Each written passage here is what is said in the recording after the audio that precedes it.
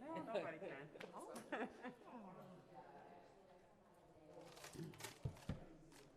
Now, we have 3 meetings tonight. Do we have utilities, Sarah? I don't think you have utility. Just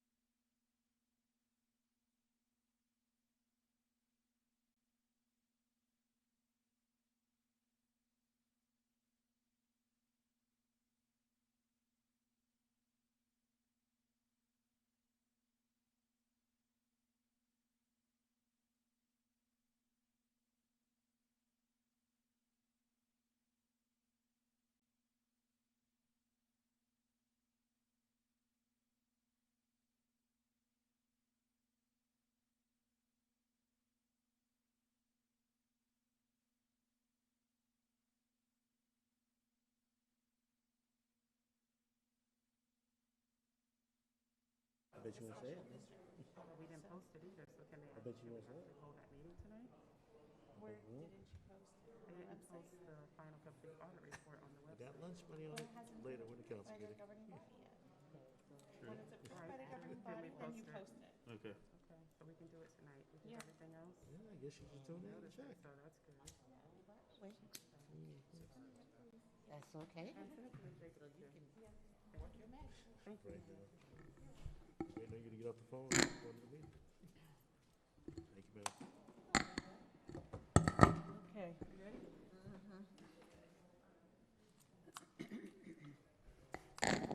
Jonathan, you ready? I call to order the special city council meeting for February 25th. The time is 6:03 p.m. Madam Clerk, please call the roll. Mayor Ronnie Felder, Chairperson Julia Botel, Here. Chair Pro Tem Douglas Lawson, Here. Councilperson Trodrick McCoy, Councilperson Shirley Lanier, Here. Councilperson Kashamba Miller Anderson, Present. City Manager Jonathan Evans, Present. City Clerk Claudine Anthony is present, City Attorney Don Nguyen. Here. Thank you, Madam Chair. Thank you. We'll have a moment of silence followed by the Pledge of Allegiance led by Councilwoman Lanier.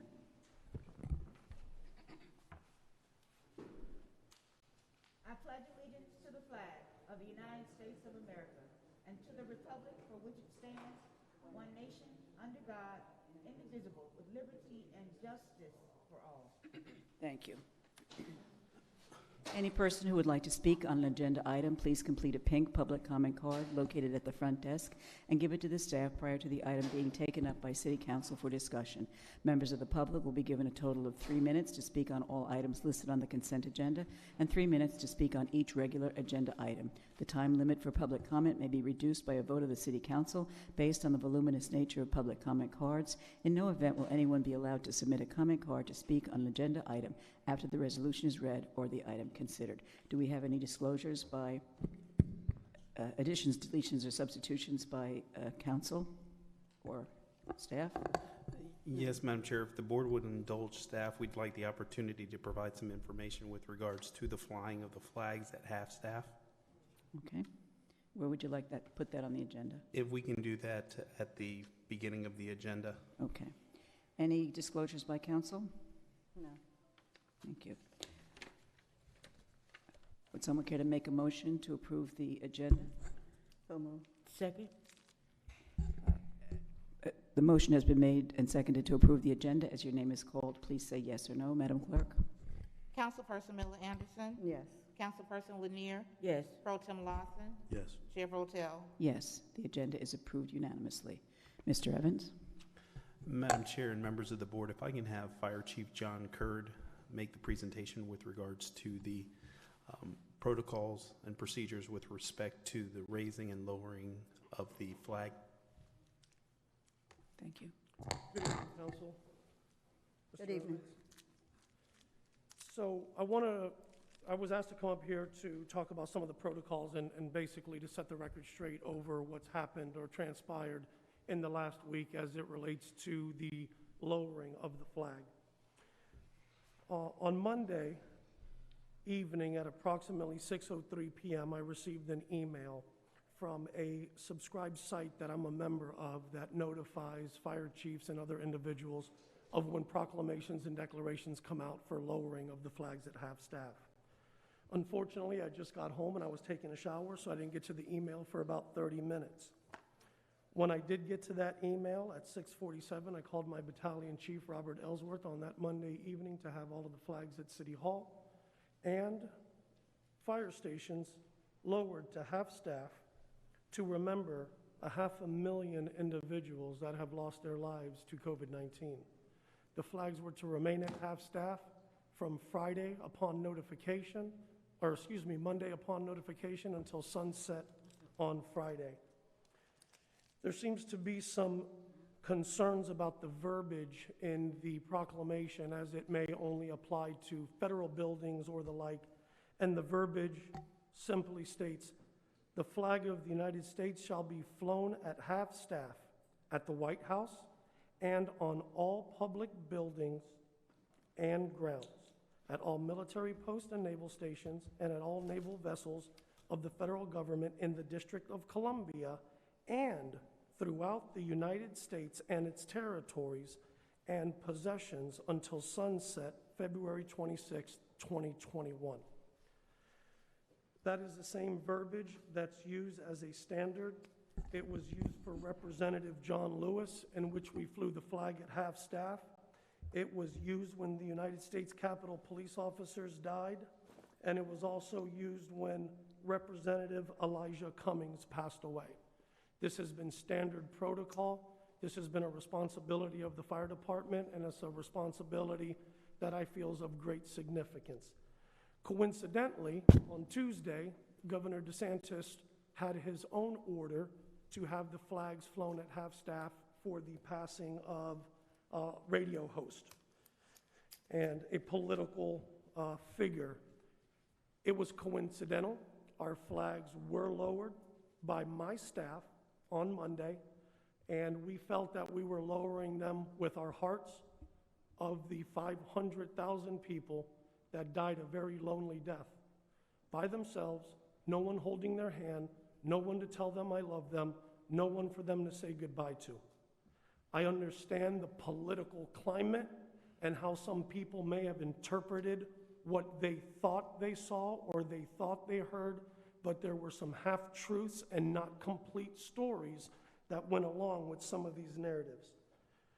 If the council or Mr. Evans would like a revision or a policy on how this is done, why it's done, we can definitely visit that, but the responsibility of lowering the flags is mine and mine alone, and it was my decision to make, and I made it with my heart. Thank you, Chief. Please let the record show that Commissioner McCoy and the mayor have joined the dais. And I'll answer any Thank you, questions you have about the events over the past week. Any questions? Mr. McCoy, you're recognized. Thank you, Madam Chair. Thank you, members, and my apologies for my tardiness. Chief Kerr, you said the protocol. Where's the definition of protocol, and how does that presents any binding obligation by the city of Riviera Beach? So let me repeat that. I want the definition of protocol, and how does that provide for any binding by the city of Riviera Beach? I'd have to get back to you on the definition unless you wanted me to look it up on my phone. But the protocol is when the President of the United States puts out a proclamation, we read over that proclamation to see how it's interpreted, and it's something that's been done through past practice ever since I've been a member of this organization. Okay, but let me go ahead and give you my understanding.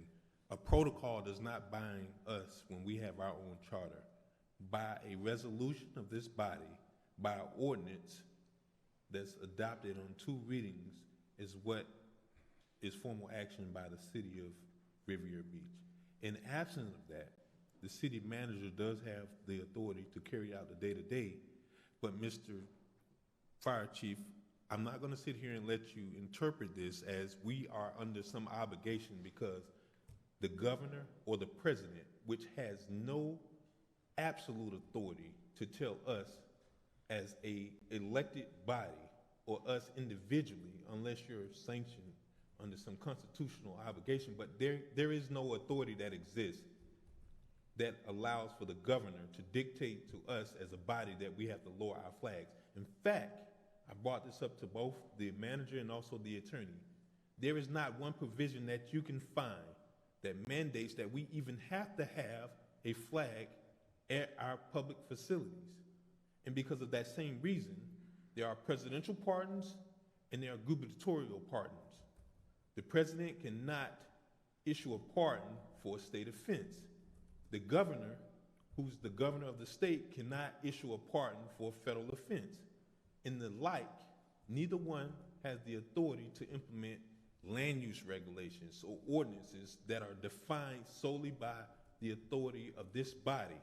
And to suggest that some sort of protocol gives us now the obligation is outright incorrect. And I just want to put it out there.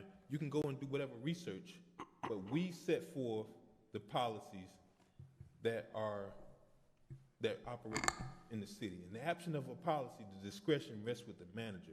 And I would much rather hear the manager say he has bestowed that authority upon you, but no protocol from the federal government dictates what we do here in the city of Riviera Beach unless there's some binding authority. And absent of any binding authority, I think that decision rests with this body, and in the absence of this body, the city manager. And I'm going to rest on that, and I'm going well, obviously, I don't see that anybody seems concerned, but that is the absolute truth. Unless I see anything otherwise, we have that authority, and to suggest that we read something off of, we don't have to adopt, because of the very nature, we don't have to adopt any kind of political directives by the governor nor by the president unless it's accepted by this body. And I yield, Madam Chair. Madam Chair. You're recognized.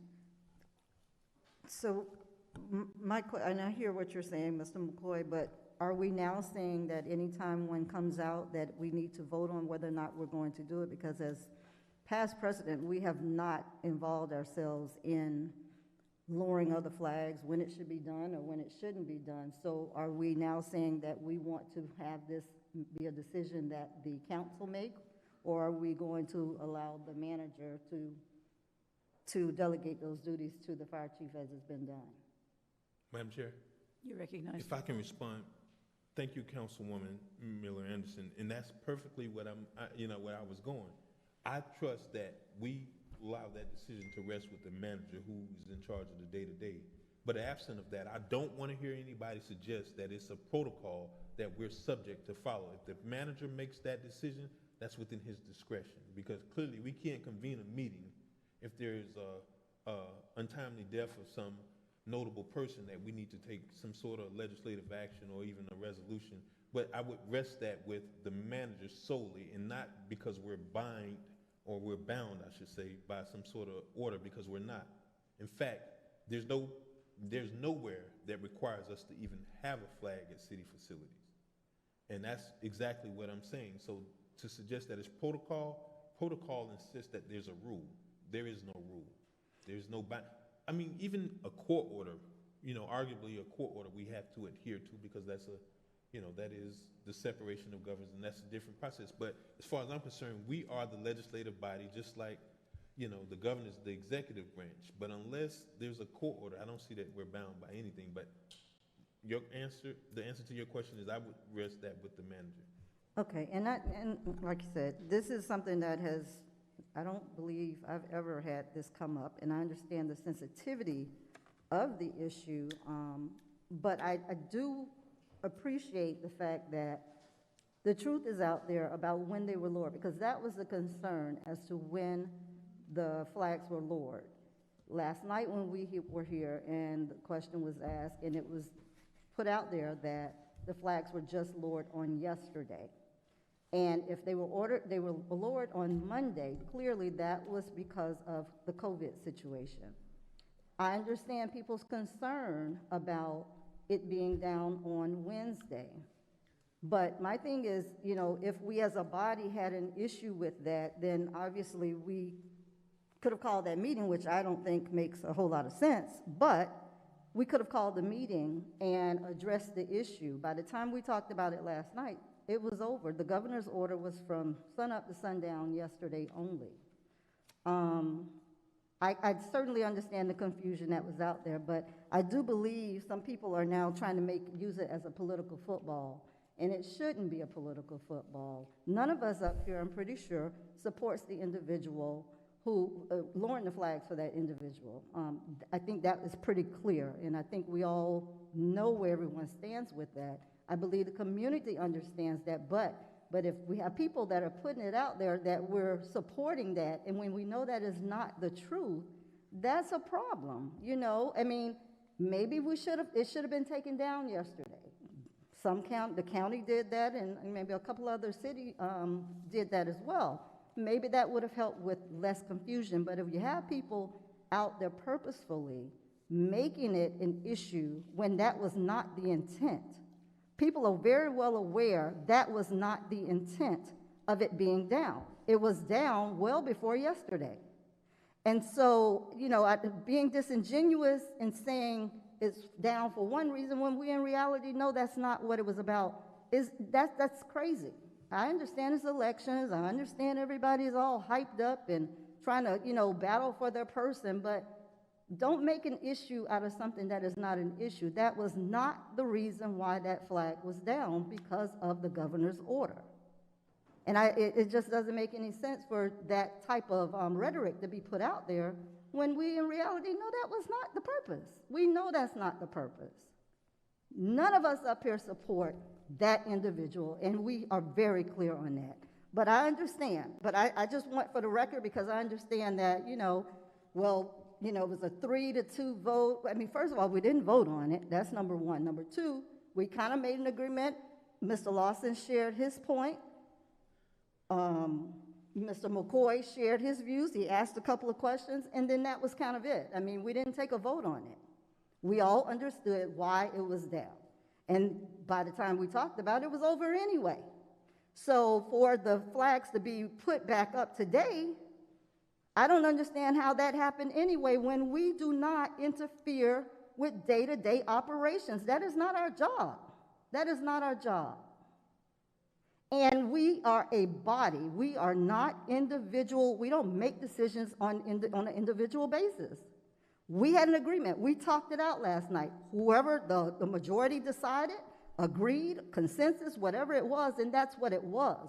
We cannot just go out there and randomly do what we want to do. It doesn't work that way. And until we understand our role, we're going to have problems like this. That is not how a government works together. We work together, we discuss things, and that's how we get things done. Somebody may win, somebody may lose. It's okay, but we work it out. We don't go out there and just do what we want to do. That's not how it works. And you're talking about being divisive, that is division at its finest. So I understand everybody's feelings about it, but please understand that was not why people had that flag down. Absolute nonsense. And those who are out there spreading that, that's not the truth. So that's the end of that for me. I'm done with the flag situation. It's over anyway as of yesterday. So thank you. Madam Chair, for the record, I put the flags back up this morning, but to insinuate everybody in the community know that the flag was half-staffed because the president ordered is not true. That's not what I said. Tell my mother that, who was confused about it, all right? The mere fact, even Mr. Evans in the text last night said he didn't know if the flag was lowered for Rush L or not. So if he didn't know, how do you expect anybody else to know? The thing about it is, we know that it would be a sensitive situation. That's why the county backed off from it. That's why some cities backed off from it. We should have, we followed the county any other time. So I just think it should have been a conversation, you're right, before it was put up, because we had a president and we had a governor that had two different points on why that flag should have been a half-staff. And it just happened. All right, so to insinuate people knew, that's not fair. To insinuate it's political, that's not fair. People have feelings in this community too. And sometimes I think we overlook that. To make the point that it's divisive, I think the division has been here way before a flag became the issue, if we had to really be truthful and real about the situation. So yeah, I would take the blame for putting it back up, because I was one that asked that it's not, that it would be raised last night. Secondly, I'm not on the CRA's board, so whether I'm here or not is my choice. But that was not on the agenda last night at the CRA's board either, to suggest that I should be here to be in that discussion. That wasn't on the agenda last night. That came up by a council person because he was receiving emails or texts or whatever that it was going to be a problem. And so we don't have enough wisdom to understand, to say some things may be legal, but it doesn't mean that it's going to end up the right way. We as a body should take that into consideration also. And that's what I did. I took it into consideration, which I don't think we would be here today with this issue over our heads. And now everything that happens, we're going to blame it on an election or political. I beg the difference. Are we done with this conversation? Madam Chair? You're recognized. Thank you. My concern from last night, and still is, was just the optics of what the half-mast flag represented in the community. And what I would like to see, and just for future, is us being hypersensitive to our community for all situations. And when the issue arose about the governor passing an order for us to lower the flag for half-mast to support someone that this city definitely does not, we should have at least put out a memo, something that would have acknowledged this prior to it actually getting back to being a firestorm. So I continue to ask for us to be proactive versus reactive. I would like for us to really focus on the imagery and optics of our community to showcase this beautiful city and the unity that we do have and the beautiful city that we represent. So it's just making sure that we get ahead of these stories as quickly as possible. And if we don't, we make sure that we respond to them in a way. And thank you, Chief Kerr, for giving us the response and information today. But based upon Councilman McCoy's statements and sentiments, I just want us to be crystal clear that from legal's points, that the order that was issued is not something that we have to follow on a local level, if I understand that correctly. That's correct. Okay. So I guess, is this something that we have to make a policy moving forward, or are we just at the consensus, or do we need to vote that we're going to move forward with allowing for the manager to make this decision in future situations? Mr. Evans, you're up. Madam Chair, just a couple of quick items. With respect to the lowering of the flag and the order that was administered by the governor, it was provided only to Palm Beach County Courthouse in West Palm Beach, City Hall in Palm Beach, and the state capitol in Tallahassee. It was exclusive to those particular entities. That's why it wasn't able to be located as easily. It was a memorandum that the governor sent to the mayor of Palm Beach County as well as the mayor of the town of Palm Beach with respect to lowering of the flag. So it wasn't even applicable to the city of Riviera Beach or any other city in the state of Florida for that matter. So when others have communicated that they're not lowering their flag and they're in the panhandle or what have you, the memorandum is exclusive to the entities that I just read off in the memorandum, and I did email that to the board today when we were able to find that. With respect to the lowering of the flag in future situations, staff will post information on our website and social media with respect to why the flags are lowered. And clearly, if there's ever any situation that we do not feel comfortable with, we will always err on the side of caution with respect to that. So we will handle it from an internal process. I will provide something in writing to Chief so he has that with respect to some of the things that have been communicated from this board, so there's no further confusion in the future. Thank you. Anything else? So are the flags going back down for the rest of the time to honor the 500,000 dead in this country? Mr. Evans? I would say yes, Madam Chair. Thank you. Next item. Thank you, Chief. Thank you. Presentation of the city's audit for fiscal year 2018-2019.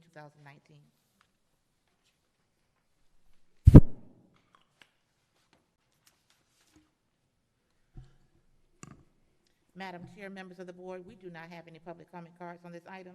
The acceptance of public comment cards on this item is now closed. Thank you. Madam Chair, procedural question. You're recognized. So are we taking public comments at all? Because I don't see that we're going to take any formal action. Well, there are no public comments to be taken. Well, I guess I'm asking procedurally, are we taking action on, is there a formal action that's going to be required, Mr. Evans, of us accepting this? Yes, we're going to ask that you do accept the audit report and its findings, and then we would transmit that to Tallahassee. Okay, well. There should be a section in here for public comments. Well, it's presented as presentation and not an actual action item. So I just wanted to find out, are we actually taking a vote on this? To accept it, yes, sir. Okay. I don't know what that means, Mr. Evans, and pardon me for me not understanding, but it's listed under awards and presentations, which historically we've never voted on an award or a presentation. So if this was an action item, it should have been listed as such on the agenda. But in any event, I think we can go forward, but that's not the way it was presented. Because it's not a discussion and deliberation, because I guess hypothetically or in theory, we could vote not to accept it, right? That is correct. And that puts us in a situation where, aside from being incompliant, it almost presents, and I really don't understand what that means, quite honestly, because I do have a number of questions about the audit, but I'm going to reserve that. But I guess there should be rules of engagement when we get to a meeting, and I wanted to go back to 2019 to find out, but this wasn't presented in this fashion.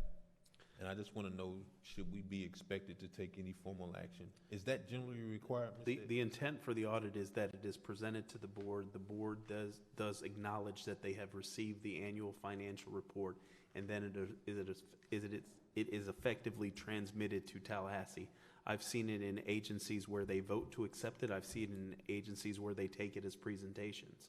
So if the board just wishes to acknowledge that, in fact, that they have heard the annual audit, then it is transmitted to Tallahassee. It doesn't require you to take any official action, but if the pleasure of the board, you can certainly do that. I've seen it done multiple ways. Madam Chair. You're recognized. Thank you, Mr. Evans, for that. But I guess just going forward, because things are often misunderstood, I don't want us accepting this to suggest that we agree with the findings or agree with the way the financial statements were presented, and that there is a little bit of narrative behind this, or if it's a formal resolution, then it describes exactly what action we're taking as opposed to just voting, because it's not clear from the agenda. So to your point, Councilman, I think the best thing to do is to hear the presentation, and that the presentation was presented to the elected body, and the board does not take any official actions to adopt or accept the audit, because it is immaterial to the submission that has to be provided to Tallahassee. Thank you, Mr. Manager. Thank you. Madam Chair, at this time, I'd like to turn it over to the representatives from HCT Accounting Firm. Good evening. Good evening, Mayor, Madam Chair, Chair Pro Tem. It is our pleasure to present to you our audit findings for the City of Riviera Beach for September 30, 2019. We conducted our audit in accordance with the terms established in our engagement letter in October 26, of 2020. Could you just state your name, please? Oh, I'm sorry. Thomas Williams. Thank you. Very welcome. We have issued an unmodified or clean opinion on the financial statements as of February 24th, 2021, and we'll touch more on that later in the presentation. Today, we will be presenting to you results of our audit, some required communications that we give to those charged with governance, and then we'll talk about the responsibility of those charged with governance, the city and staff, and as well as your external auditors. The scope of our audit was to provide an opinion on the financial statements ending in September 30, 2019, in accordance with accounting standards, auditing standards generally accepted in the United States of America, governmental auditing standards, and Chapter 10550 of the Auditor General of the State of Florida. There were no changes in our planned risk, meaning there was nothing that we found that we needed to dive deeper or audit our risk assessment from our planned strategy. The following are the letters that we did issue unmodified opinions on.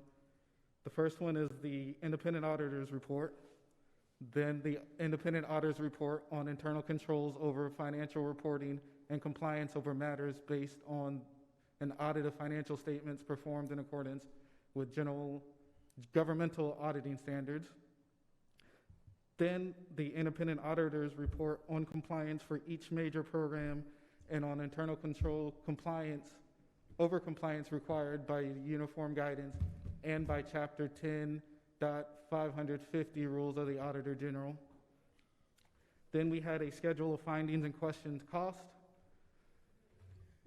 we issued the independent auditor's report on compliance with requirements of section 218.415 Florida statutes required by rule 10.55610 of the Auditor General of the state of Florida. And then finally, a management letter in accordance with the rules of the Auditor General. The significant accounting policies and practices you can find as note 1 under financial statements. The following are a list of significant estimates that we identified throughout our audit. Those would be depreciation of useful life of capital assets, the fair market value of investments, the fair market value of the pension and OPEB asset and liabilities, and allowance for doubtful accounts. Significant risk areas that are flagged to us that we should always be looking out for during our audit are management override of controls and revenue recognition. And there were no new accounting pronouncements that were applicable for 2019 for the city. There were no uncorrected misstatements, and there were several adjusting entries posted throughout the year, but at the bottom line, all the entries were corrected and there were no uncorrected misstatements.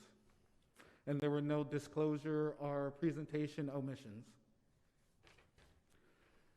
There was one deficiency there were several deficiency noted starting on page 15, and we will discuss those later on in the presentation.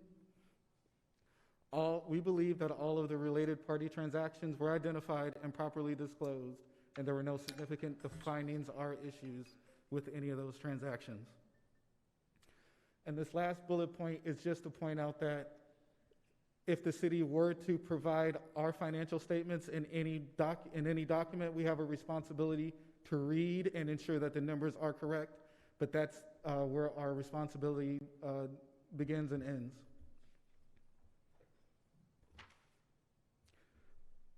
Just a couple things I wanted to note here is that you will see that subsequent events, even though it was ended in September 30, 2019, we still had to go through items going up through the time of issuance, and you would find all of those events noted at note 20 of your financial statements. And as mentioned before, we will discuss all of our significant findings and management letter comments starting on slide 15. Next slide, please. And then here we state that we do believe that we are independent of the city in accordance with the AICPA and other professional standards. Next, we're going to talk about some of the financial components of the audit and give some overall highlights of the things that we did and the numbers that we tested. The first thing that we did, we obtained an understanding of the financial reporting process. We inspected financial statements to ensure that they conformed with GAAP and GASB. And then we also inspected the disclosures to ensure that all of the proper disclosures were met and there were no omissions. Now to talk about some of the numbers, total revenues for September 30, 2019 totaled $135.1 million, which compared to $128.9 million for fiscal year 2018. The main purpose for the increase of was 1.2 dealing with operating grants and contributions. And there was also another $3 million increase for capital grants, you can see, as compared 19 and 18. To test those, what we did was select a sample of significant transactions and verify their existence, their accuracy, and ensure that they were recorded properly. Moving on to the expenses, in 2019, there were a total of $116.7 million worth of expenses as compared to $85.9 million in 2018. To test those, we selected a sample and tested them also for accuracy, completeness, and existence. Capital assets in 2019 rose from 190 million to 216 million, and most of the increase was due to increases in construction in progress and equipment purchases. Receivables increased only 1.9 million from 11 million in 2018 to 12.9 million in 2019. What we did was confirm balances and also tested subsequent collections to ensure that they were properly recorded. Long-term debt for 2019 was 173.9 million as compared to 169.6 million in 2018. There were issued debt during the year, but also you were also paying off debt, so those were able to offset and keep that number around the same. And likewise, we confirm balances to ensure. And with that, I'm going to turn it over to our managing partner, Roderick Harvey. Madam Chair, I have a question for Mr. You're Williams. recognized. So, Mr. Williams, you're speaking of long-term debt. Can you give us an example of some of those items that's listed as receivables that represent long-term debt? Are we speaking of property tax? Is this speaking of any particular revenues from the Enterprise Utility Special District? So, to ensure that I'm clear so I can answer you properly, we're talking about revenues and accounts receivable? You spoke of long-term debt. It was one slide prior. I want to understand what those represent. I know that I remember that the CRA took out a debt towards the end of 2019. That would go into that balance. Those would be the revenue bonds and the general obligation bonds referred to in long-term debt. Okay. Okay, so I'm sorry. I misunderstood. Okay, I think I got it. Thank you. No problem. Good day, Mayor, Chairperson, Pro Tem, Council members, City Manager, City Attorney, City Clerk. Good day to you all. My name is Roderick Harvey, partner with HCT. HCT, as you know, is the CPA firm of record for the city. We're going to spend some time and talk about the controls and some of our findings as relates to our 2019 audit. Can we move to the next slide, please? I want to give a couple definitions regarding deficiencies. A deficiency is an internal controls design or operation matter that does not allow management or employees in their normal course of work to detect or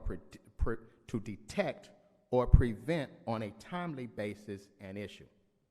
There are two levels of deficiency. A significant deficiency is a combination or a single deficiency in the control environment that is less severe than a material weakness, yet important enough to be brought to the attention of those charged with governance. A material weakness is a internal control matter that does not allow the issue to be prevented or detected on a timely basis. And so we flag those things as material weaknesses. As it relates to the 2019 audit, we have several findings we will go through judiciously as quickly as we can in short order. Finding number one relates to the lateness of the report not being filed. We recommend that the city file the report timely. The city has a response that they have already communicated with JLAC in November of 2020 regarding the reasons for the delay. Our finding number two deals with a formal process that the city should have that gives evaluations at least annually to employees. We recommend that the city institute an annual employee evaluation starting in 2020, although 2020 has passed. Management's response, the Human Resources Department partially concurs with this finding. HR, in coordination with IT, is exploring electronic performance management software options to be implemented in 2022. In the meantime, HR performs annual evaluations manually. Finding number 3 deals with Parks and Rec and the receipt or the acceptance of cash as relates to rental facilities being used by clients. We recommend that the Finance Department implement through the elected body and the appointed officials a cash handling procedure that does not allow cash payments to be given at, during, or after any event. Management's response, Parks and Recs, concurs with the finding. Parks, in coordination with Finance, is implementing TPARS, Tyler Parks and Recreation Module, which offers online registration and payment options. Furthermore, a kiosk is being installed at Parks' main office, which will further limit the amount of cash being handled by Parks staff. Parks and Finance will ensure the policy and procedures reflect these changes prior to reopening city facilities. Finding number 4 deals with the Office of the Internal Audit, and that office does not report currently directly to the Commission, and so we recommend that the Office of the Internal Auditor be established and report directly to the elected body in a manner as set in the org chart. Obviously, we recommend that this happens on a prospective basis. Management's response: an ordinance shall be presented to City Council, or will be, I shouldn't say shall, will be presented to City Council to address the hiring and reporting of the internal auditor and the duties of the Audit Committee. We anticipate the ordinance to be presented in April 2021. Moving on to finding 5, we noted that city employees should be trained and informed of all potential cyber attacks. We recommend that the city's IT department upgrade training sessions and frequency of training of potential cyber attacks trainings as a method to eliminate real and potential cyber attacks. The IT department concurs with this finding. IT, in accordance with HR, is exploring enterprise learning management system options, which will help modernize the city's training programs, and that is to be implemented in 2022. Finding number 6 deals with Finance giving a monthly or quarterly report to the elected body. We recommend that Finance institute a practice of monthly or quarter-end closing and reporting. The completed monthly and or quarter-end close reporting should be retained in accordance with the records and statutes of the city clerk. Management's response: Finance does not concur with this finding. Finance does perform monthly and quarterly year-end closing of the accounting records. Madam Chair, You're recognized. so is your preference to address these as they go, or should we ask questions at the end? It seems to me we should just ask them as they go and not have to come back to something because we'll have to find it later. So if that's Can all I right with be everybody else. Go ahead. Thank you. So, well, Madam Chair, I guess I want to pose my question to the author of the official's response. So would that be the manager? Or Madam Chair, if I may, Yes. know that that actual response was from the Finance Department. So are you asking Mr. Sherman to well, come? you know, these are management responsibility items. So if he wants to delegate that, then that's fine, but I don't want to interrupt. But this seems very significant Okay. that we need to address, and I want to not interrupt the flow, so please tell me what's best. With respect to that particular item, I do concur with the philosophy that there needs to be some type of reporting. If it's quarterly or whatever the pleasure of the board is, that's something that, easily we can accommodate. So, from a staffing standpoint, I will make sure that that is something that is placed on the agenda on a regular basis so the board can have a good understanding with respect to the expenditures, revenues, financial conditions of the agency, at least on a quarterly basis. Well, if I'm understanding this correctly, these findings are presented to management, and what you said is in complete contrary to what's printed here. So are you suggesting that the response or the official responsible is saying something different than your position? The individual that responded to the finding was not me. As it relates to the finding, and I allowed for the departments to be able to address the items that were applicable to their department, but I don't necessarily agree in totality with the perspective that is communicated by staff. So as the manager, ultimately, the responsibility and the onus is on me to make sure that if I am if I have a different perspective with regards to this, that staff complies with, the edict from administration.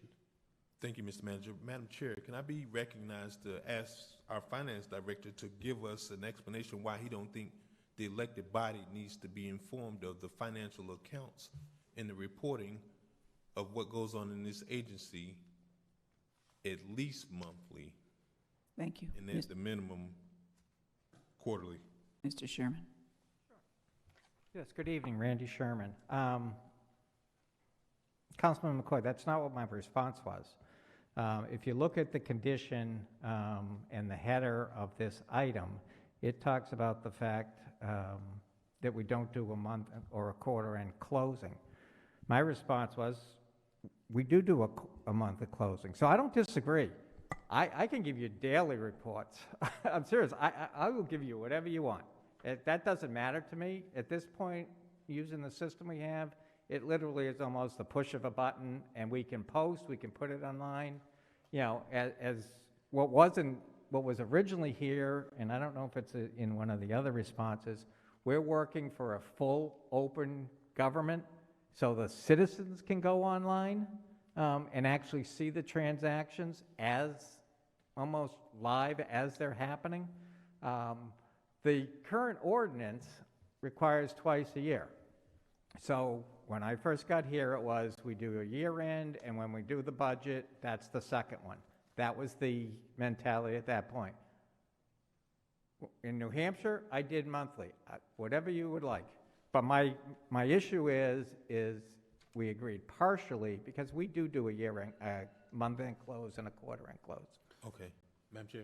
You recognize? Oh gosh, thank you, Mr. Sherman. That was such a relief because I'm sitting here wondering why a finance director would not want the board to be apprised of the current financial conditions. But if you read that from my perspective, Mr. Sherman, do you understand why I was sitting here thinking? I do. Okay. But I just want you to look at 200 and how many ever pages.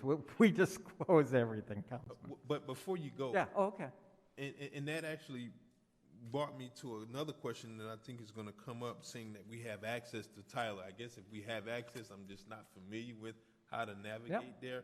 But certainly I just was confused as to why we wouldn't want our elected body to know the current financial Absolutely situation. not. And again, if you would like to be trained on how to access more material in Tyler, I'd be happy to do that. Thank you, Madam Chair and Mr. Manager and Mr. All Chairman. set? Thank you. Okay.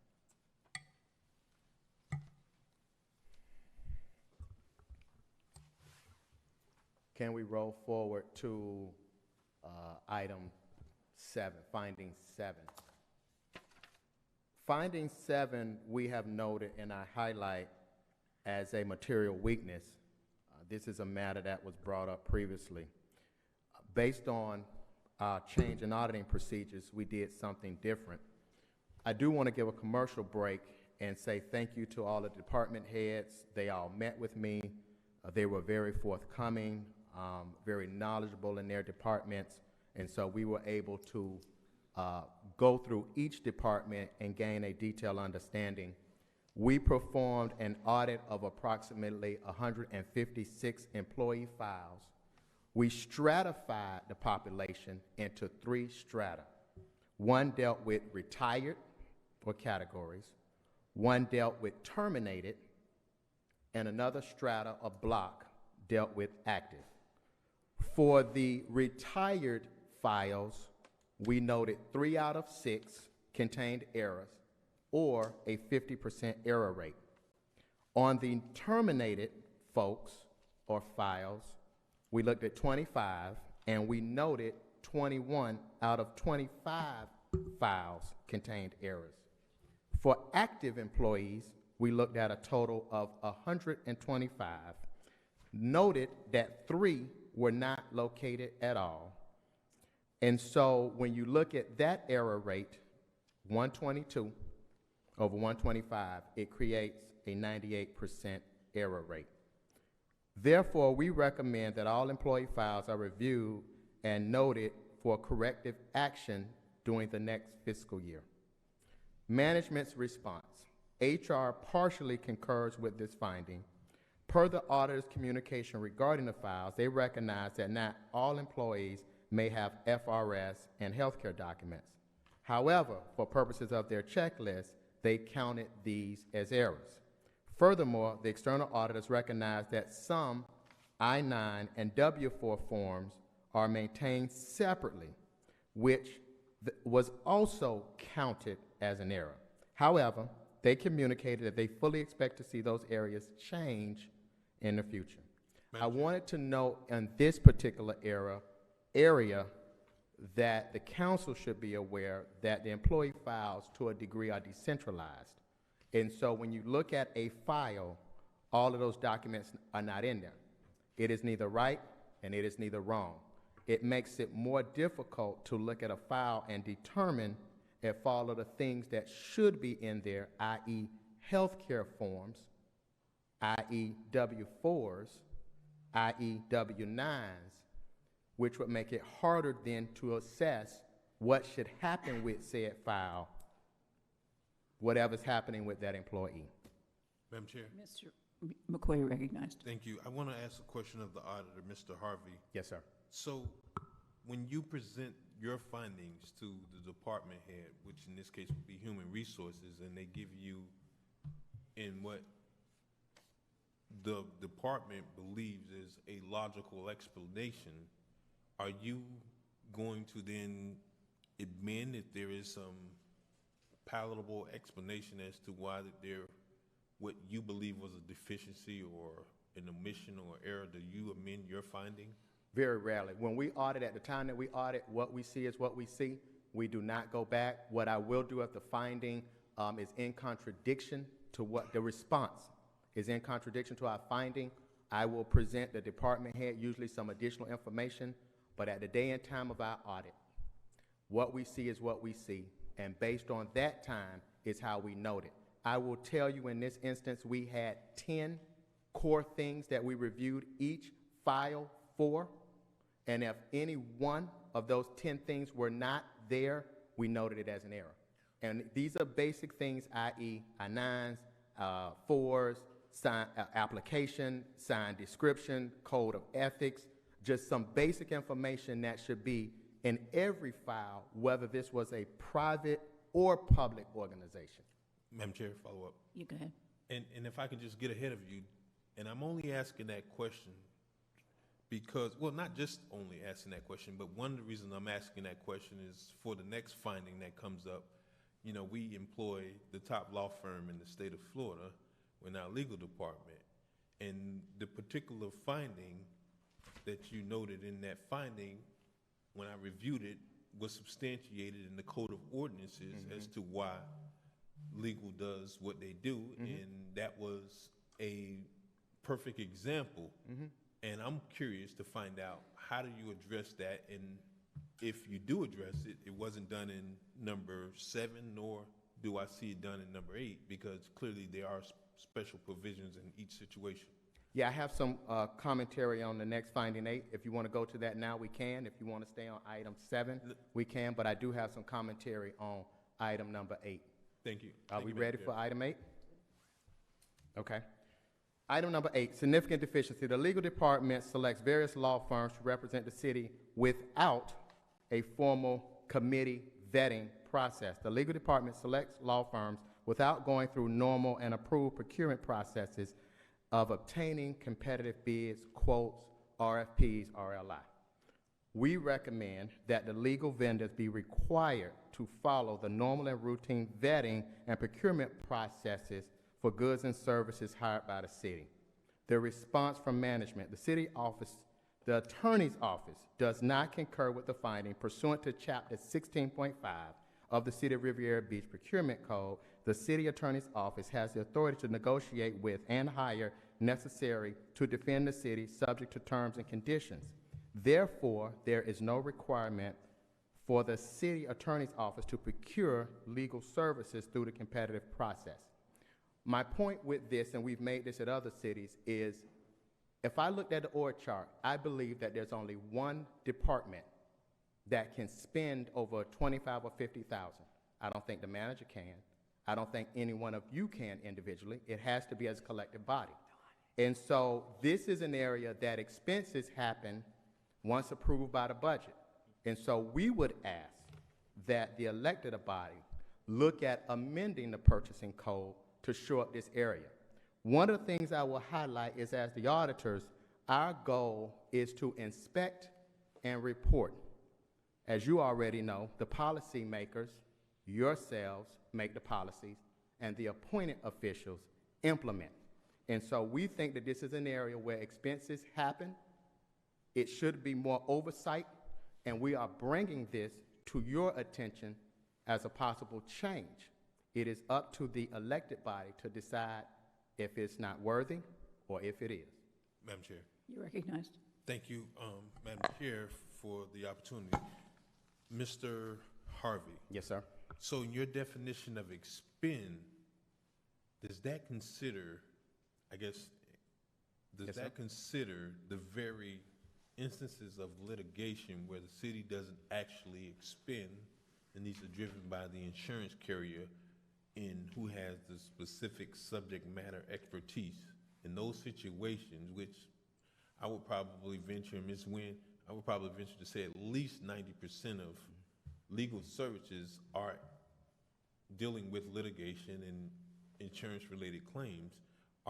Are you suggesting that those also go out to a competitive procurement, even though we're not the ones that's actually expending it? Yeah, if it's from the insurance provider, in that case, from my understanding, and I'm going to give you our procedure, but from an insurance company, if you have a carrier that's hiring or procuring or paying for the legal services, that does not come out the budget of the city, in my understanding. What we are saying, or what we did, is look at a list of law firms. We looked at expenditures to said law firms, which is how we confirmed with them that they did cases. And if those law firms were paid by the city, we then would look, which we also have a finding later on, is how was that vendor procured? Every other service is procured through RFP, RLI, quote, or some case. And I will venture to say procurement has done a good job of making sure that the department heads know the trigger points, because I talked to every one of the department heads. So the training has happened. So why is the office of the attorney able to expend without hitting any of those other trigger points? That is our point. Follow up, Madam Chair. Go ahead. And I welcome the city attorney if she can offer a response, but I specifically looked up this in light of that, and I think defensively, the code, and I want to know, a question from you is, in your examination of these transactions, do you refer to the code that gives not the office, but the city attorney that specific authority based on experience and skills to select an attorney's office? Is that a part of your scope? Because we look clearly, and maybe to a fault, said firm was hired, said firm performed work, said firm was paid. Also, as a part of that, how was said firm procured? Contract, RLI, RFP. If that does not exist, how is it done? It's done because the office of the attorney has the authority under the auspices to just directly hire. And we believe that that is a control issue that should be brought forward. That is one area of expenses that directly happens from a department head right to a vendor. Every other department head, if it's over an amount, from my understanding, besides the manager, I'm sure he has a certain level of authority, has to go through that process, a procurement process. Madam Chair? Go ahead. Just for a brief indulgence, and I want to respond and in defense of our legal department, but I literally looked this up and I was concerned. But I think it's very plainly, and I'm saying this respectfully, Mr. Auditor, Section 16.5-63, contracting for designated professional services. The first subsection A requires or describes professional services. I don't know why we would hire a dentist, but it describes accountants, dentists, physicians, and so on and so forth.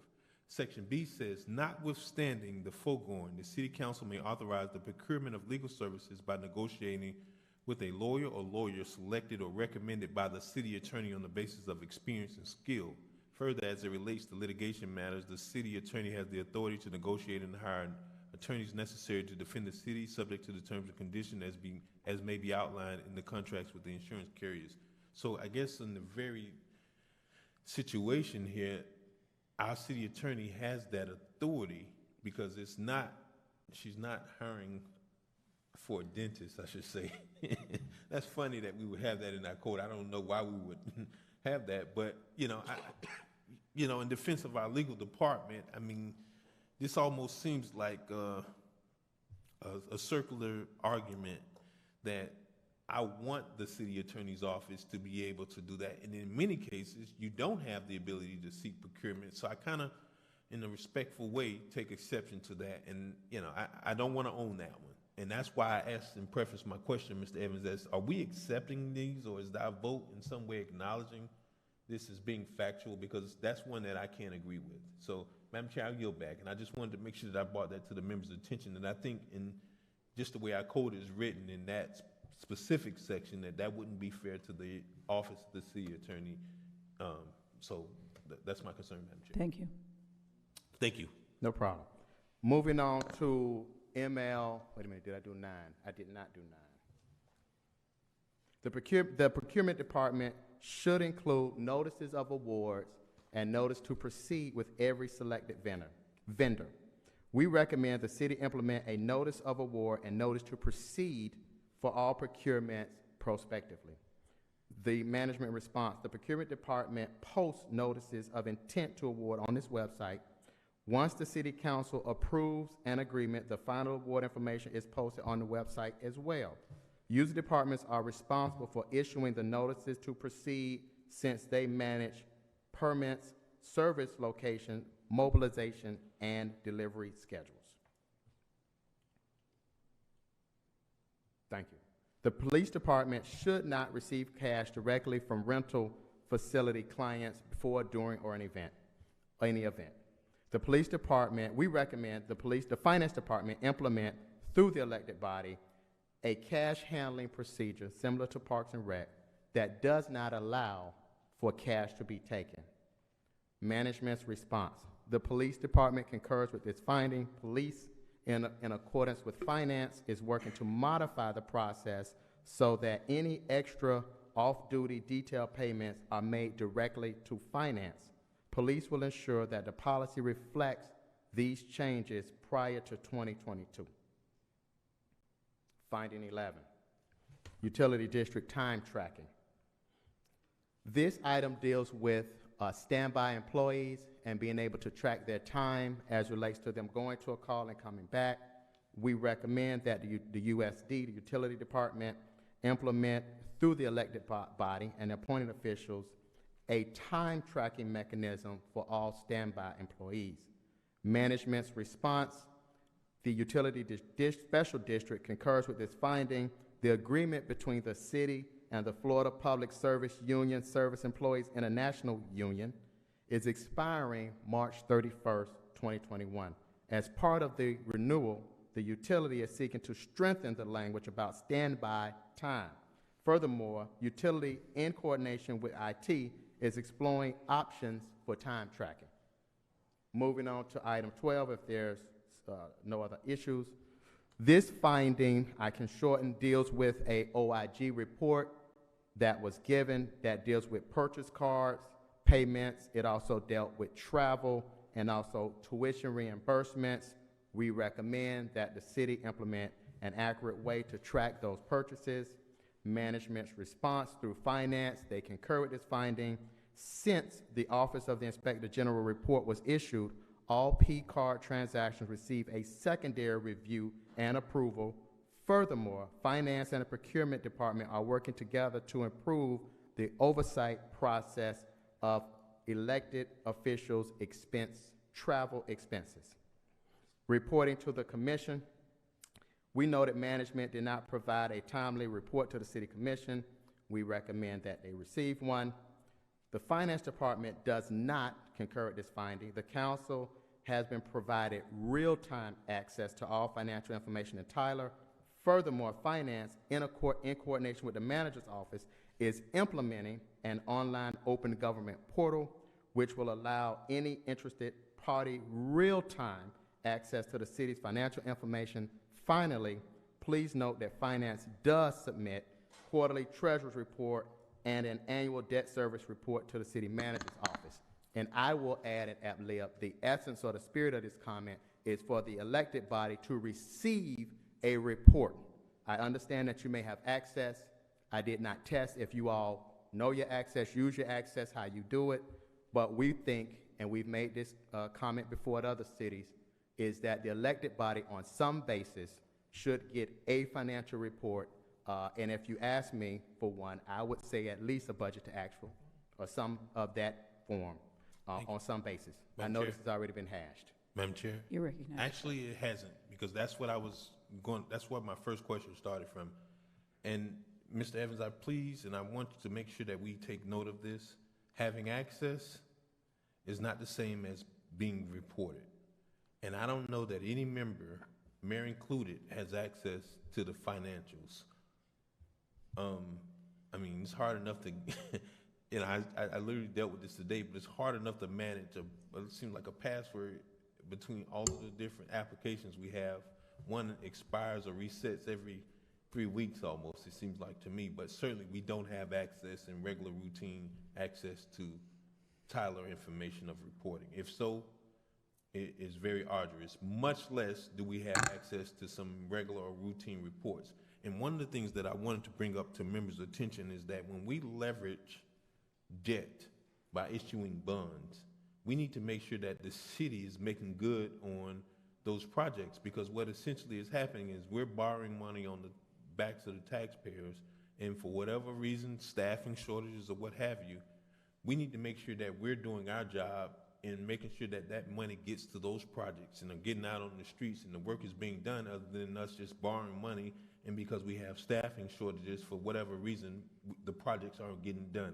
Because I'm hearing more of that, and certainly if, I know it'd be difficult, right? But even if we had the ability to go through Tyler and be able to narrow down to the specific transactions, I think it'd probably be, you know, hard for us to even decipher whether or not what's being done or if the money is being spent. But certainly, Mr. Manager, I want to encourage you to make sure that we have some mechanism to be able to, you know, to nail down on exactly what's happening financially with the money that we're leveraging and taxing our property owners here in the city. Thank you, ma'am.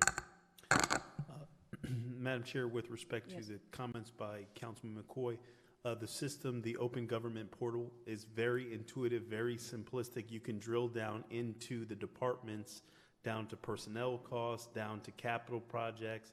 And so we're looking to go live, and we'll give a demonstration to the board as to how to go into the system. But it's very intuitive, and it's going to be accessible to the public as well. So we're putting that portal online, and you'll be able to track real-time information as it relates to city expenditures and revenues. Our final management letter comment relates to contracts. The city's procurement department should ensure that all active vendors have a current signed agreement or contract on file. We recommend the city implement a mechanism to ensure that all agreements or contracts from all procurements going forward are maintained, have it and maintained in accordance with Florida statutes. Management's response. Contract awards are managed in accordance to the Procurement Code 16.5. Not all procured vendors transactions result in a contract. Purchases are made through P-cards, purchase orders, and contracts. Small informal purchases under $25,000, sole sources, and single procurements are primarily engaged via purchase order. There are instances where material purchases are made over $25,000 does not result in a contract, but a purchase order as well. When required, contracts after formal award are executed and are on file with the city clerk's office. Who's using it, department manages the contract with the vendor and ensures a copy is provided with their notice to proceed. Procurement digitally maintains all the contract documents. Contract records are maintained and follow the Florida statute for retention. This concludes our, no it doesn't, I'm sorry. Next slide. Got happy there for a second. Management responsibility, I'm going to run through this, right? So management has the responsibility to fairly present the financial statements in accordance with GAAP.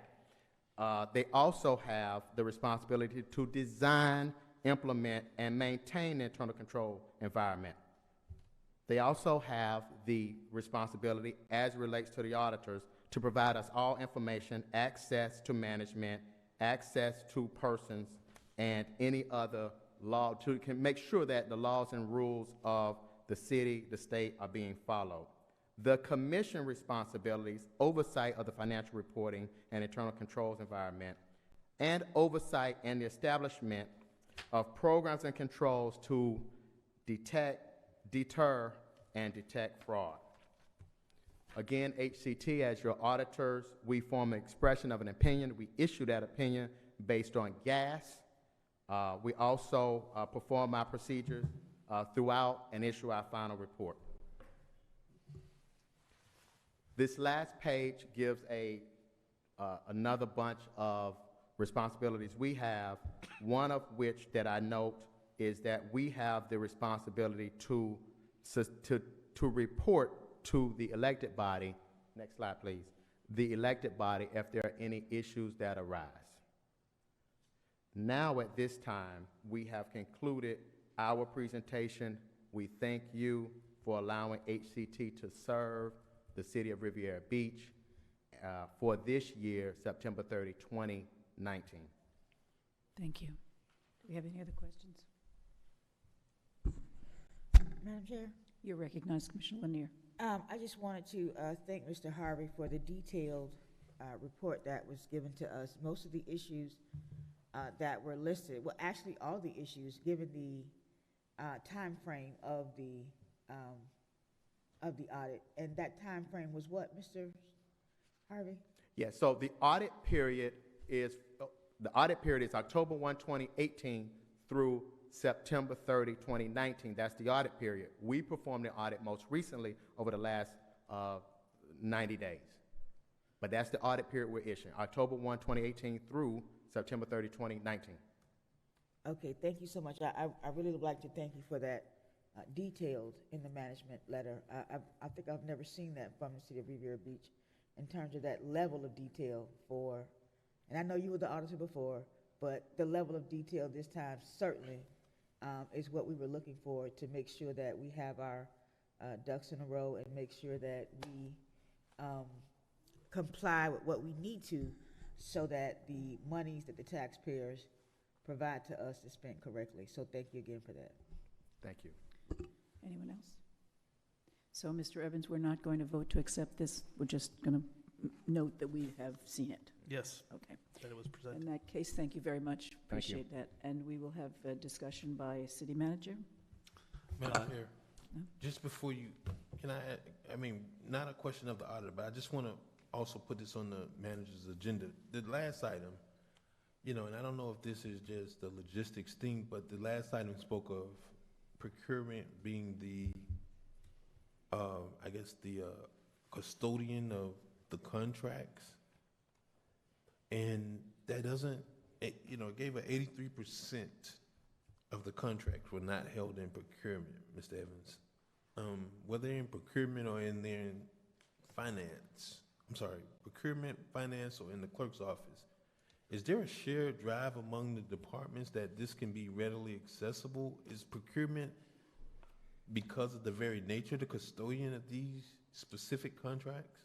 I believe just because of the pure nature that there's a good or service being received, that it resides with procurement, but there's no reason why a shared drive or some other mechanism that can be digitally found on the server where all that can be stored can't be created if it's not already in existence. Well, Madam Chair, I just want to say this. I'm going to take another exception to this one because from the very internal controls that were being defined tonight as not in place, this is an internal control that works. That one person, the department, I should say, Ms. Pinzel's procurement department, isn't also the person that issues the procurement solicitation and also keeps it, that there is some level of segregation of duties. And if it's maintained after execution in the clerk's office, that's perfectly fine. That shows me that the system does work and that one person doesn't watch, I guess in theory, one person watching the hen house. So, I appreciate some of the things that were brought to the attention, but I know we got the best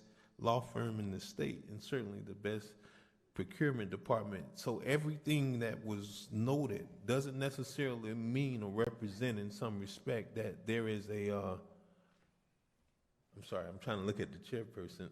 There's a deficiency in our department. So I appreciate that they pointed out because that's almost similar to the same thing that I do when I'm here and I see things that are, I guess, not abnormal, but some things that just don't exactly fit. But I appreciate that, but doesn't necessarily mean that something's wrong. So I want to make sure that I point out because it wasn't held in procurement, they aren't the custodian of those records in general terms for the organization. So thank you, Madam Chair. Thank you. And I'm sure Ms. Pimsel appreciates the fact that you just referred to her as a fox. Oh, gosh, I'm sorry. Well, it was a hen house thing, sorry. Well, Madam Chair, if we go off of the principal officers when this audit, it would be Ricky Little, so. Oh, that's true. Not too fast, Ms. Pinzel. That's true. Madam Chair, let me right. ask a question right quick. I know that when we were talking about the audit, that it was supposed to be, or it's supposed to be, a part of the CRA as well. How does that work? That's our next meeting. Yes. Am I right? Oh, Yes, Madam Chair. After we conclude this meeting, then we're going to convene as the I see. USD board. You don't have to hear the presentation again. And then we would recess and then convene as the CRA. Okay. So do we have a discussion by city attorney? No, thank you, ma'am. Thank you. City council committee reports. I'm not going to give any. Anybody else? Comment statements by mayor and city council, starting with the mayor. No comments. Mr. Lawson. Thank you, Madam Chair. Today, the city held an amazing job fair with over 250, close to 250 residents, 27 employers.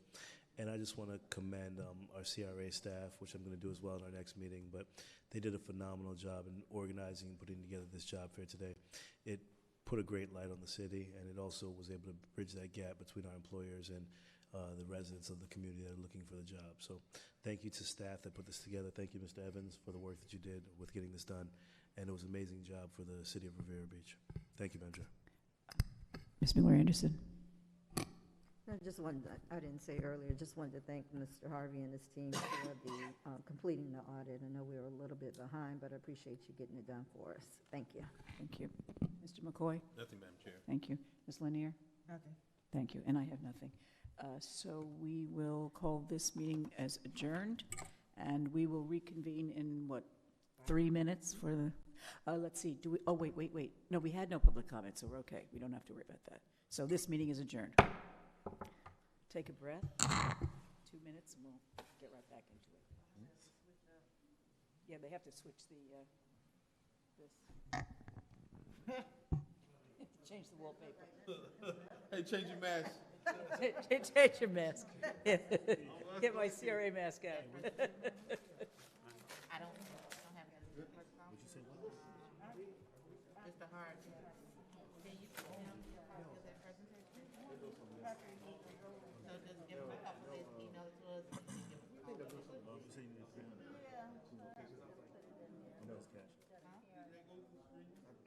I text Billy earlier. Told me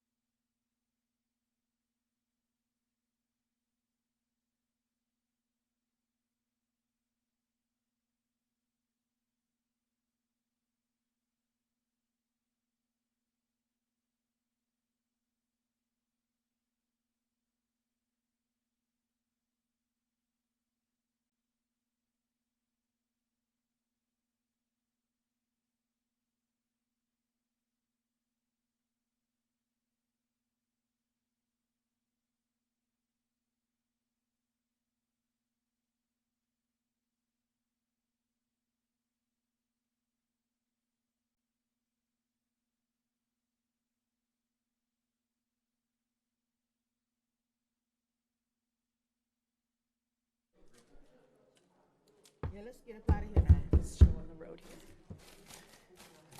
Hey, Madam Chair, don't let Doug keep changing the scenery. I come in right before we get here. Play musical chairs. I gotta do this so I can see the time. The time is at 7:28. So what we, USD? I call to order the special utility district meeting for February 25th. The time is 7:28 p.m. Madam Clerk, please call the roll. Chairperson Julia Botel, Here. Chair Pro Tem Douglas Lawson, Here. Board Member Trodrick McCoy, Here. Board Member Shirley Lanier, Here. Board Member Kashamba Miller Anderson, Ex officio Member Mayor Ronnie Felder, Here. City Manager Jonathan Evans, Present. District Clerk Claudine Anthony is present, District Attorney Don Nguyen. Here. Thank you, Madam Chair. Thank you. Any person who would like to speak on an agenda item, please complete a public comment card located at the front desk and give it to the staff prior to the item being taken up by the USD Board for discussion. Members of the public will be given a total of 3 minutes to speak on all items listed on the consent agenda and 3 minutes to speak on each regular agenda item. The time limit for public comment may be reduced by a vote of the board based on the voluminous nature of public comment cards. In no event will anyone be allowed to submit a comment card to speak on an agenda item after the resolution is read or item considered. Do we have any additions, deletions, or substitutions? None from staff, Madam Chair. Thank you. Do we have any disclosures by board? Thank you. Madam Clerk, the first item. Madam Chair. Oh, yeah, please, and let the record show that Commissioner Miller Anderson is on the dais. Thank you. Madam Chair, you need to adopt the agenda. I'm sorry. We need to adopt the agenda for the. Oh, yes, I special- forgot. I'm sorry. Would someone care to make a motion to adopt the agenda? So moved. Second. Thank you. The agenda is moved and seconded. Madam Clerk? Board Member McCoy, Board Member Miller Anderson, Yes. Board Member Lanier, Yes. Pro Tem Lawson, Yes. Chair Botel. Yes, that's a unanimous vote. Thank you. Now, Madam Clerk. Madam Chair, members of the board, I believe that the presentation will be now on the Miss- USD portion of the audit. Thank you. Mr. Batista, do you want to introduce the auditors again, or were we good to? Madam Chair, I shall. Thank you. For the pleasure of the board, we'd like to recognize our auditors, HCT. They have provided the information applicable to the utility district at your special city council meeting that occurred prior to this. If the board has any questions with regards to the items that were articulated explicitly to the USD, staff is prepared to answer any questions as well as the auditor. Thank you. Do we have any more questions? No, Madam Chair. Thank you, Mr. Evans. Do we have public comment? Madam Chair, members of the board, we have no public comments for this meeting. I'm sorry, you said no? We have no public comment No, card. thank you. Okay, Mr. Evans, we don't have to vote on it again? Okay, so do we have any comments by the city manager or city attorney? No, Madam Chair. Thank you. No, Madam Chair. Any comments from the board members? No. Thank you. So this meeting is adjourned. Oh, I'm sorry. Late. What are you playing? Too late. Too late. He's playing. So this meeting is adjourned. Just want to announce the job fair that. No. So shall we not let's not go away. Let's stay right here. Because no more breaking. We broke enough, okay? So let's go right. Madam Chair, can you direct the camera person to disconnect so we can start the CRA? Yeah, we're going to start the CRA meeting. But I see We it's don't being have- recorded. Huh? What? She recessed. I mean, she. I adjourned. Yeah, but we're still being recorded as the specials. Well, let's re-adjourn, right? I mean, we're off. Walter, cut us off for a second, will you?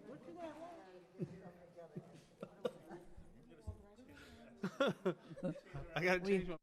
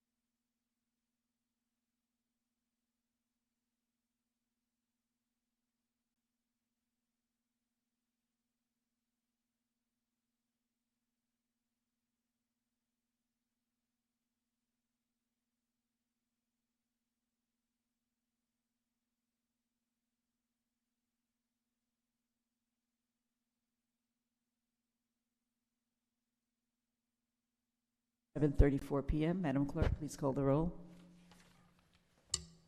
Commissioner Miller Anderson, Present. Commissioner Lanier, Present. Commissioner McCoy, Here. Vice Chair Lawson, Here. Chair Botel, Here. also present Jonathan Evans, CRA Executive Director, Michael Haga, General Counsel, and Samara Sagan, CRA Clerk. Thank you. Any person who would like to speak on an agenda item, please complete a blue public comment card located at the front desk and give it to the staff prior to the item being taken up by the CRA Commission for discussion. Members of the public will be given a total of 3 minutes to speak on all items listed on the consent agenda and 3 minutes to speak on each regular agenda item. The time limit for public comment may be reduced by a vote of the CRA Board of Commissioners based on the voluminous nature of public comment cards. In no event will anyone be allowed to submit a comment card to speak on an agenda item after the resolution is read or the item considered. Do we have any additions or deletions? No, Madam Chair. Any disclosures? No. Okay. Would someone care to make a motion to adopt the agenda? So move. Thank you. Madam Clerk, the motion to adopt the agenda is moved and seconded.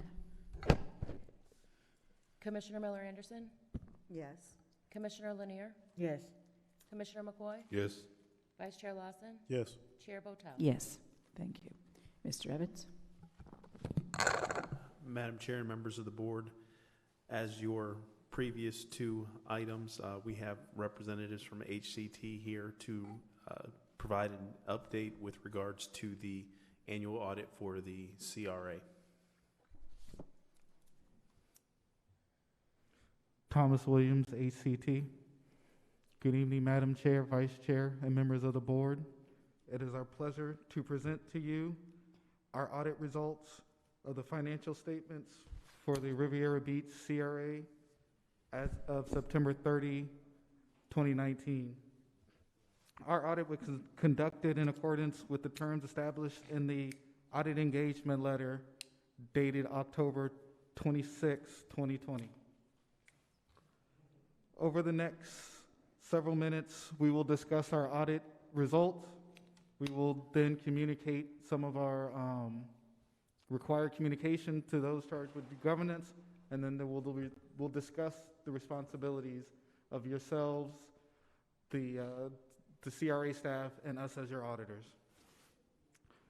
Our audit of the financial statements as of for the year ending September 30, 2019 was performed in accordance with auditing standards generally accepted in the United States of America and standards applicable to financial audits contained in government auditing standards as issued by the Comptroller General of the United States. We did not have any changes to our original risk assessment and planned audit strategies. The auditor's reports that we issued were all unmodified, and they were the independent auditor's report, the independent auditor's report on internal controls over financial reporting and compliance over matters based on an audit of financial statements performed in accordance with government auditing standards, a schedule of findings and questioned cost, the independent auditor's report on compliance with section 218.415 Florida statutes of local governments and investment policies, and a management letter in accordance with the rules of the Auditor General of the state of Florida. For significant accounting policies and procedures, you can find that at note 1 of your financial statements.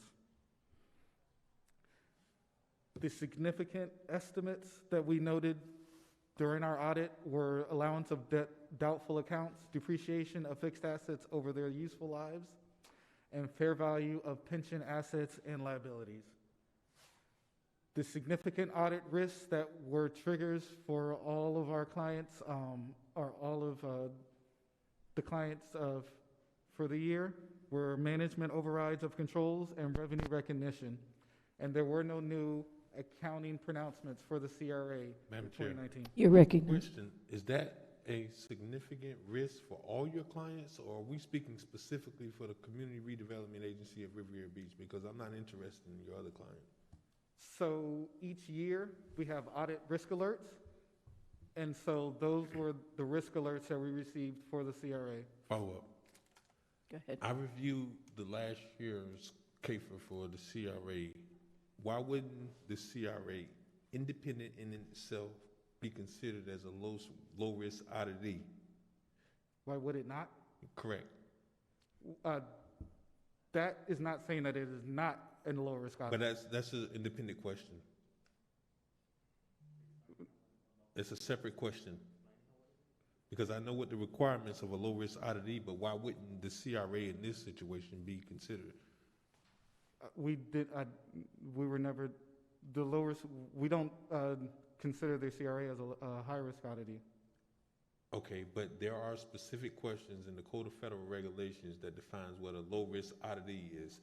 And I think it goes back to two of the previous reporting cycles that there were no material deficiencies or significant deficiencies. Was that not examined, Mr. Williams, in this audit? So the specific terminology you're speaking to is about single audits. The CRA didn't receive any grants money, so we would not specifically look back at that. But that does go into the factor of our risk assessment and with our overall audit strategy. Thank you. Mm-hmm. Next, okay.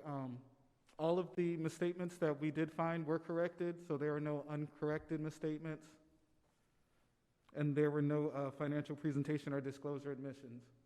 There is a deficiency noted, and we will discuss that on slide 14. We do believe that all related party transactions were identified and properly disclosed, and there were no significant findings or issues with any of those. And right here, this just speaks to if the CRA does use our reports in an official document, we have a responsibility to read over that document to ensure that the numbers are correct.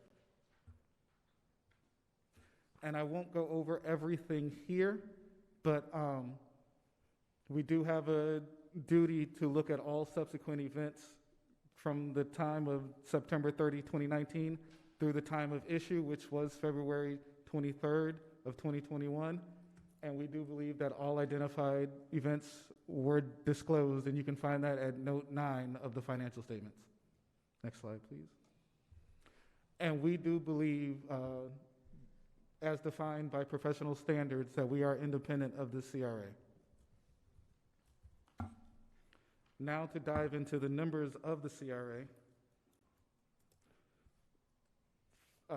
The first thing we did for our audit was obtain an understanding of the financial reporting process. We inspected those financial statements for conformity with GAAP and GASB, and then we inspected disclosures to ensure that all applicable disclosures were made in accordance with related accounting standards. Expenses for 2019 totaled $8.4 million as compared to $6.5 million. For those, we took a sample of significant expenditures to test for their completeness, accuracy, and the presentation, as well as for compliance with 163.387 of 6 of the Florida statutes. Revenues for 9/30/19 totaled 9.2 as compared to 9.5. And what we did was sampled significant revenue transactions and tested them for their accuracy, existence, and presentation to ensure that they were recorded in the proper period. Capital assets for 9/30/2019 totaled $16.9 million as compared to $14.4 in 2018, and the increase is mainly due to buildings and improvements. And with that, I will turn over to the partner, Mr. Roger Carvey. Thank you. Good day, CRA Board. Hopefully everybody's day is off to a good start. My name is Rod Harvey, partner with HCT. HCT is a CPA firm of record for the Riviera Beach CRA.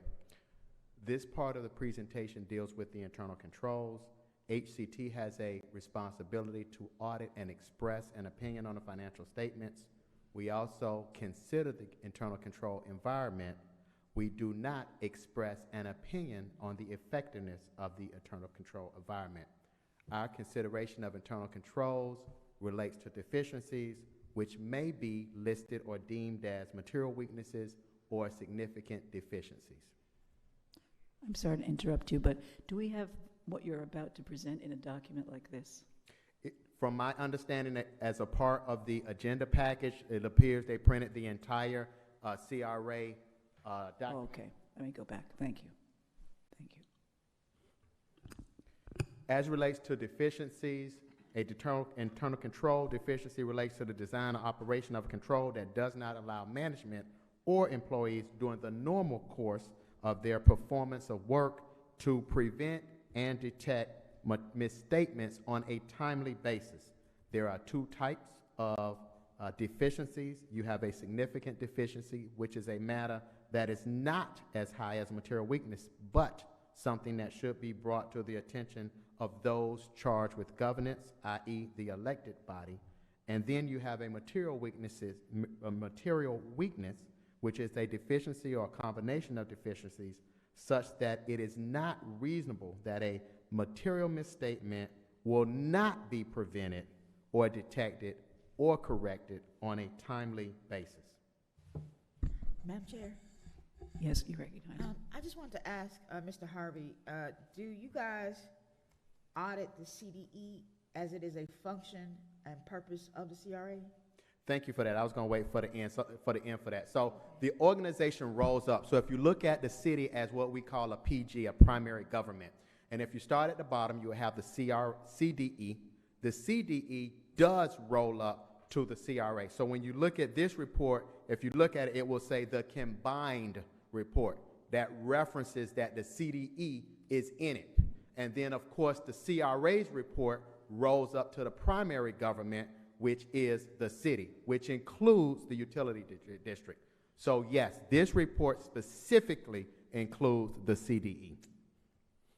Thank you for that question. We only had one finding here. It relates to the timeliness of the report. The report was not filed timely with the state of Florida. We recommend, of course, that the report is filed timely. Management's response, the RFP had gone through multiple cycles and delayed. The CRA now has a contracted external auditor in place for the current year, 2021, and they expect for the 2020 audit to be filed on time. Next slide relates to management responsibility, which is the fair presentation of the financial statements in accordance with GAAP. Management is also responsible for the design, implementation, and maintenance of the control environment.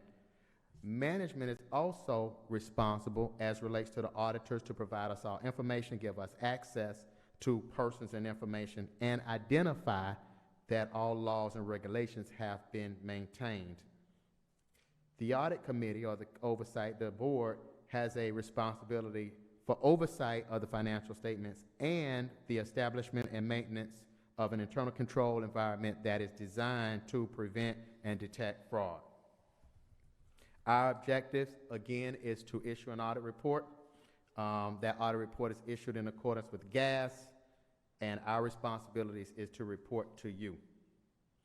At this time, we will, if there are any, entertain as best as we can any questions. We thank the board, we thank the members of the CRA and the CDE for allowing us to serve. We thank the executive director for allowing us to serve. And again, this is the FY 2019 audit that we are concluding. Thank you. Any questions? Thank you. Thank you very much again. Do we have a discussion by the city manager or the city attorney? Or, excuse me, the CRA manager or the CRA attorney? No, Madam Chair. Thank you. No, Madam Chair. City statements by CRA board members. Anyone? Okay. Thank you very much. This meeting is adjourned. Great. So why you let me say nothing? Why you let me say nothing? I put my head in the way. I know, I'm trying, I ain't wanna